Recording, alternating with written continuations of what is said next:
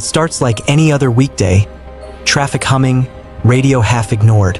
until every phone screams at once. Ballistic missile threat inbound. In minutes, highways turn into panic corridors, cars die from EMPs, parents drag children toward concrete, and the math hits you. You don't have time to escape, only time to choose. 10 minutes, maybe less. Run, hide, or freeze. And when the flash never comes, you're left with something worse than impact. The realization that the world can end on a random afternoon, and nothing in your daily routine was built to save you. It's an ordinary weekday afternoon, the kind you won't remember later, the kind that blends into every other day of your life, where the road ahead feels familiar and unimportant and the world seems stable enough that your mind drifts while you drive. Maybe heading home from work, maybe stuck in the slow churn of interstate traffic, maybe jogging through a neighborhood with earbuds in, the news murmuring softly in the background like harmless static you aren't really listening to, until without warning, the normal rhythm of the day fractures, sliced cleanly in half by a sound that doesn't belong, a sharp mechanical scream that erupts from every phone at once, from every dashboard speaker, from every pocket and purse and car interior, a sound so loud and urgent it feels physical, like pressure against your skull, forcing your attention whether you want it or not. And for a split second, your brain refuses to process what you're seeing because the message on the screen doesn't fit into reality, doesn't fit into a weekday afternoon, doesn't fit into traffic and errands and unfinished emails, and your first instinct is denial, an automatic defense, a thought that flickers almost involuntarily. This must be a glitch, spam, another Amber Alert sent to the wrong state, some system error that will be corrected in a moment. But before that comforting thought can settle, you look around and realize something is wrong, deeply wrong, because the car beside you swerves hard enough to cross lanes, because the driver ahead slams their brakes, because someone on the shoulder has already stopped and stepped out of their vehicle with their phone held to their face, crying openly, and then the radio cuts through with a voice stripped of all personality, all warmth, reduced to pure procedure and urgency, announcing that multiple launches have been detected, confirmed inbound, advising all drivers to seek immediate shelter before dissolving into static. And that's when the weight hits you, not all at once but in a cold, spreading wave, because you understand what those words mean, because you know that emergency alerts aren't written casually, because somewhere far away systems designed for the worst possible day just lit up, and you realize that from the moment those systems confirmed what they saw to the moment this message appeared on your screen, only a few minutes passed, maybe 3, maybe 4, and that timeline matters more than anything else now, because if what's inbound is an intercontinental ballistic missile launched from across the world, you might have 30 minutes at best. But if it came from a submarine closer to the coast, you might have 10, maybe less. And if you're anywhere near a military base, a port, a power plant, or a major communications hub, that window shrinks again, and suddenly the landscape around you looks different, threatening in a way it never has before, because you start noticing things you've driven past 1,000 times without thought: a bridge support, a switching station behind a fence, the blinking red lights of a radio tower against the sky, landmarks that now register as targets, not scenery. And around you the rules begin to unravel as panic spreads faster than information ever could. Traffic laws evaporating in seconds as drivers gun engines or freeze entirely. Lanes turning meaningless as every shoulder becomes an escape route, every gap an opportunity. Some people abandoning their cars outright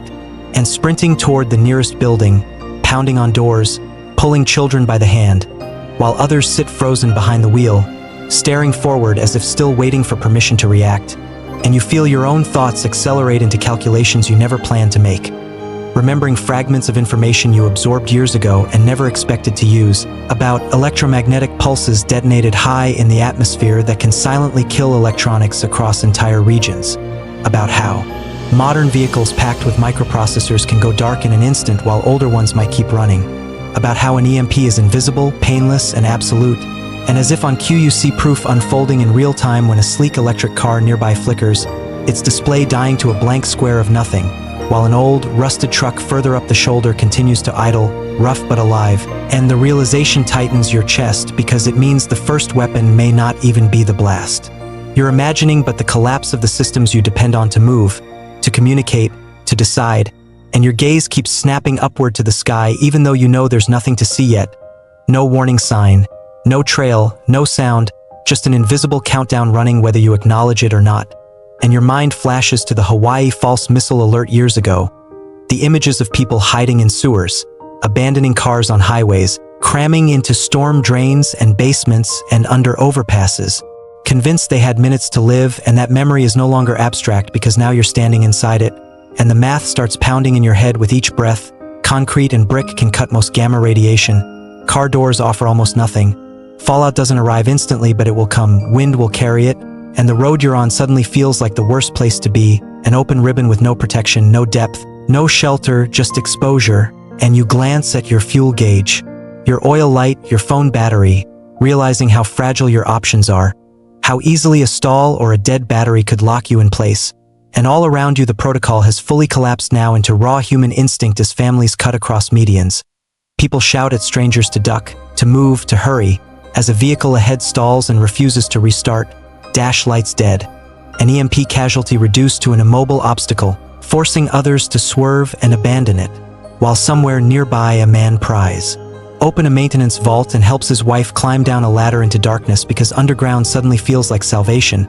and the movement around you stops feeling like a rush and starts feeling like a tide, slow but irresistible, pushing everyone toward anything solid, anything that might put mass between them and the sky. Shopping centers, drainage tunnels, bridge supports, culverts, places never meant to protect human life becoming sanctuaries by default, and your radio crackles again, just long enough to warn that cell towers may fail, that AM radio is the most reliable source for official updates, before your phone screen dims and goes black in your hand, cutting you off from everyone you know, and you hear someone nearby dragging a duffel bag filled with water bottles from a trunk, another shouting for people to help force open a service tunnel door, and you realize there is no perfect choice left, only imperfect ones shrinking by the second, and the question settles, heavily in your mind, unavoidable now. If you had 10 minutes, what would you do? Run for distant cover you might not reach, hide under the nearest overpass with hundreds of others, or stay in your car and hope the blast is far enough away to spare you. And as horns blare and panic boils in the air and every breeze feels suddenly precious, the sun unchanged and indifferent overhead, time seems to thicken, stretching and compressing at once, each second weighted with consequence, and you understand with chilling clarity that this is what the edge of the world feels like. Not fire or thunder yet, just choice, fear, and a narrowing corridor where the ordinary afternoon you woke up in no longer exists, replaced by a silent countdown that doesn't care who you are, where you were going, or what you plan to do tomorrow. By the time the official statements finally settle into the air, false alarm, system error, no launches detected, the damage has already been done in ways no press conference can undo, because relief doesn't arrive as joy but as exhaustion. A hollow quiet where certainty used to live, and people move through the aftermath like survivors of something invisible, texting loved ones with hands that still shake, rereading the same messages because words like, "I'm okay," suddenly feel fragile and provisional, and as engines restart and traffic slowly untangles itself, the world looks exactly the same but no longer feels trustworthy. Every bridge passed now carrying the memory of fear soaked into concrete. Every dashboard clock forever linked to a moment when time felt like a weapon. And you realize that what followed the alert wasn't chaos alone but revelation, the uncomfortable truth that modern life runs on assumptions so thin they collapse in minutes. That evacuation is often an illusion, that information arrives fragmented and late, that survival hinges less on heroics and more on proximity to shelter, on luck, on instinct, on whether the car you happen to be driving was built in the wrong decade. And as cell service flickers back and news anchors stumble through apologies, their voices no longer authoritative but defensive, you understand why no one celebrates, why no one laughs it off, because everyone just lived through a rehearsal they never volunteered for. Dry run of the unthinkable that exposed how narrow the margins really are, how quickly panic replaces planning, how fast a calm afternoon can turn into a test of decisions you were never taught to make. And even as the sky stays blue and the city skyline remains intact, the silence overhead feels heavier now, not peaceful but watchful, a reminder that the systems capable of ending everything are always awake somewhere beyond the horizon, and that next time there may be no correction, no follow-up message, no quiet return to traffic and errands, only the same alert and a different ending, and long after the roads clear and stores refill and the news cycle moves on, something stays with you, a muscle memory of dread, a heightened awareness every time your phone buzzes unexpectedly,